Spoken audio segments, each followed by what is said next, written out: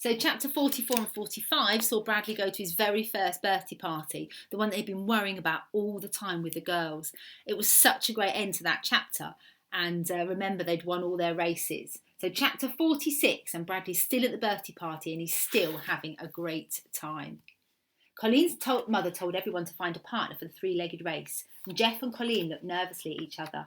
Judy and Betty paired up. They stood side by side with their arms around each other as Mrs. Verigold tied the inside of their legs together.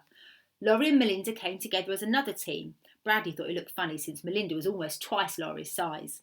Amy and Dina looked even funnier since they were both dressed the same. They looked like a two-headed monster, except of course he didn't believe in monsters. Karen suddenly realised what was happening. If Jeff and Colleen made partners, it meant she'd have to be partners with Bradley. So, Jeff said to Colleen, "Who's your partner?" "No one yet. Who's yours?" Colleen's mother stepped in and paired up the final two teams. She didn't think it would be proper for a boy and girl to have their legs tied together, so she made Jeff and Bradley one team and Colleen and Karen the other. Bradley was glad that Jeff was finally on the same team as him, and Colleen and Jeff were happy with the teams too. As much as they liked each other, they weren't quite ready to put their arms around and tie their legs together. Karen was the only one who was disappointed. She thought it would have been exciting to have been partners with Bradley. The 5 teams lined up. It wasn't a relay race. Each team would go at the same time. They had to run past the fence and back again. "Don't try to run too fast," Jeff cautioned. "The most important thing is we keep together so we don't fall down." Bradley nodded. "On your mark," said Mrs. Verigold. "Get set." They took 2 steps and tumbled to the ground. As they tried to get up, they kept pulling each other back down, and at last they got up and started. "Inside, outside," Jeff instructed. The other teams took a long time turning round at the fence. When Jeff and Bradley reached the fence, they simply fell down again and stood up facing the other direction. It was much quicker. Annie and Dina were just ahead of them. Annie tried to go on the left of the tree and Dina tried to go on the right, and they smashed into it. Inside, outside, said Jeff.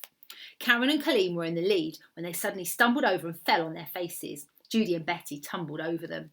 Laurie and Melinda stopped to avoid the pile. Jeff and Bradley charged past, now in first place. Inside, outside.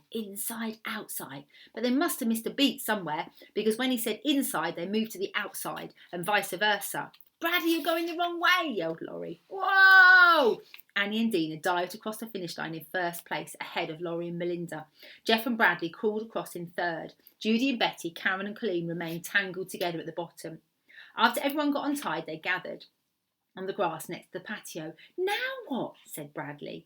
"Colleen's mother's adding up the points. Then we get to pick our prizes," said Judy. "He asked me," said Betty.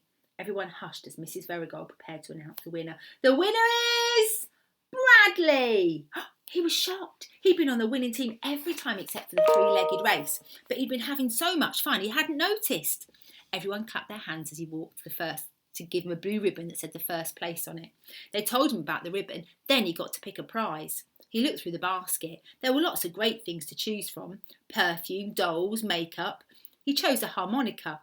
Melinda came in second, then Annie, Judy, Dina, Karen, Lottie and Betty. Jeff was last. Jeff knew he'd be last since he was never on Bradley's team. The only race he won was the somersault. Actually, he tied last with Colleen, but Colleen didn't get a prize because she'd be getting all her presents later. Jeff took the only prize left in the basket, a doll. "Thank you," he said politely. "Now what?" Bradley said. "We've got ice cream and cake," said Melinda. "Oh boy," said Bradley, and Melinda laughed. They sat on the picnic table and Colleen sat at the head of the table. Bradley sat between Jeff and Melinda, and Judy and Betty sat across from him. "Mrs. Verigold's bringing the cake now." "With candles," said Betty. "I'm telling him," said Judy. "With candles." Mrs. Verigold brought in the cake and suddenly everyone started. "Happy birthday, dear Colleen." He suddenly realised he was the only one singing, and then they laughed. "It's not his fault, it's his first birthday party in a long time."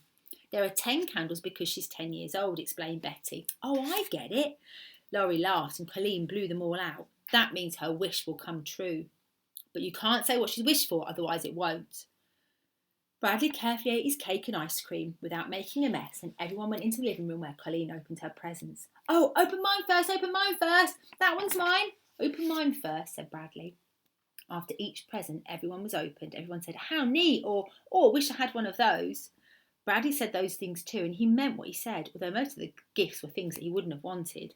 Colleen picked up the next present. That's mine! Colleen read the card. On the front there was a picture of a basketball player swinging a basketball bat, and it said, "Here's hoping your birthday is..." Inside there was a picture of a bat smacking a ball. A big hit! And it was signed Love Bradley. Everyone went crazy. Love Bradley! Woo! Bradley's heart sank as he realised he'd made a terrible mistake. "Bradley's in love with Colleen," said Dina. "Ooh, and you're getting married," teased Laurie. "Shut up," Karen shouted. "Big deal, you're so immature." Bradley's mouth dropped open. She showed his gift to everyone. "Wow," said Laurie, "let me see." It was a replica of a human heart. They could see all the blood vessels, the aorta, and all the capillaries and the heart valves pumped open. It could have been taken back apart and put back together again. "Oh, how neat," said Melinda. "I wish I had one of those," said Betty. Bradley smiled proudly. He felt happy about the fact that Colleen liked his present than about coming first place.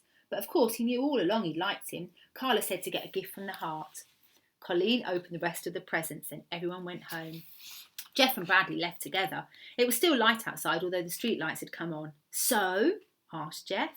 "Wasn't that fun? It was the most at first when I gave Colleen her present and she asked me what it was. I almost told her. And then when I was the only one sitting at the table, my, this boy must be hungry. And then the races started and then everyone got points. Only this time I won't sign it Love next time I go to a party.